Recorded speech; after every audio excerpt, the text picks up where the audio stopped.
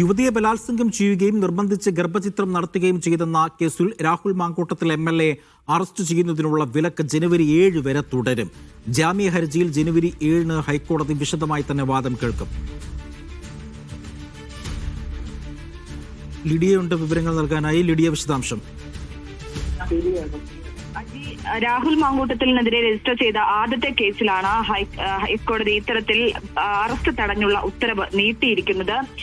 ആദ്യത്തെ കേസിൽ മുൻകൂർ ജാമ്യാപേക്ഷയുമായി രാഹുൽ മാങ്കൂട്ടം ആദ്യം തിരുവനന്തപുരം പ്രിൻസിപ്പൽ സെഷൻസ് കോടതിയെ സമീപിച്ചിരുന്നു. അത് പിന്നാലെ ആ ഹർജി തള്ളിയതിന് പിന്നാലെയാണ് ഹൈക്കോടതിയെ സമീപിച്ചത്.